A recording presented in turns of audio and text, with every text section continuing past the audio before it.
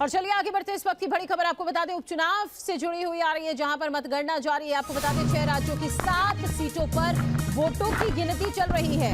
और इस बीच जो बड़ी खबर है वो ये कि अंधेरी ईस्ट से उद्धव गुट की ऋतुजा लटके आगे चल रही है।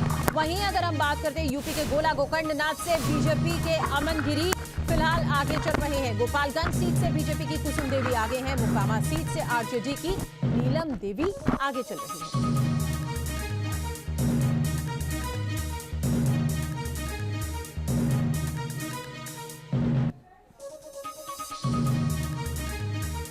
हरियाणा आदमपुर सीट से बीजेपी के भव्य विश्नोई आगे हैं। तेलंगाना और उड़ीसा में भी बीजेपी आगे चल रही है। तो उपचुनाव का रण है, देखिए किसकी जीत किसकी हार। अभी तो फिलहाल काउंटिंग चल रही है। काउंटिंग खत्म होने के बाद साफ हो जाएगा कि कौन जीता है और कौन हारा है।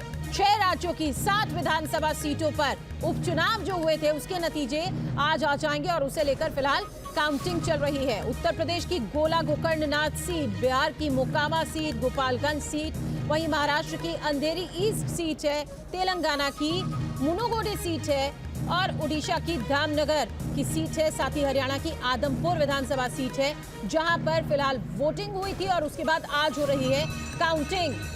इन सीटों पर गुरुवार को मतदान हुआ था और उसके बाद आज फिलहाल काउंटिंग हो रही है।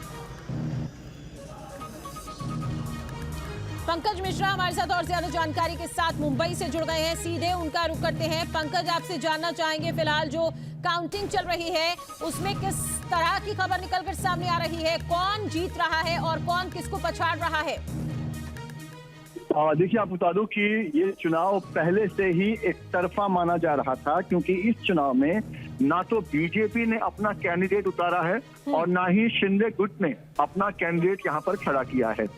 तो कहीं ना कहीं भले ही इस चुनाव को उद्धव ठाकरे के लिए प्रतिष्ठा का चुनाव माना जा रहा है, लेकिन नतीजा पहले से तय था कि अगर बीजेपी सामने नहीं होगी तो उद्धव ठाकरे की जो उम्मीदवार है वो बिना लड़े भी ये चुनाव जीत जाएगी। लेकिन क्योंकि दूसरे कई निर्दलीय उम्मीदवार भी यहाँ पर मैदान में थे, इसलिए चुनाव भी हुआ और आज मतों की गिनती हो रही है। और लगातार जो ऋतुजा लटके है, जो उद्धव ठाकरे की उम्मीदवार है, वो लगातार आगे दिखाई दे रही है। लेकिन गौर करने वाली बात यह है कि ऋतुजा लटके के बाद जो दूसरे नंबर पर सबसे ज्यादा वोट जिसे मिला है वो नोटा है। तो कहीं ना कहीं लोगों की नाराजगी जो है वो भी ये जो गिनती हो रही है उसमें दिखाई दे रही है। पंकज, देखिए शिवसेना में सबसे बड़े विभाजन के बाद उद्धव की सेना और बीजेपी के बीच में महाराष्ट्र में पहला चुनाव रण था। ऐसे में भले ही देखिए एक तरफा ये चुनाव माना जा रहा हो, ऋतुजा के लिए मुकाबला बेशक आसान माना जा रहा हो, लेकिन चुनौतियां आगे बहुत है।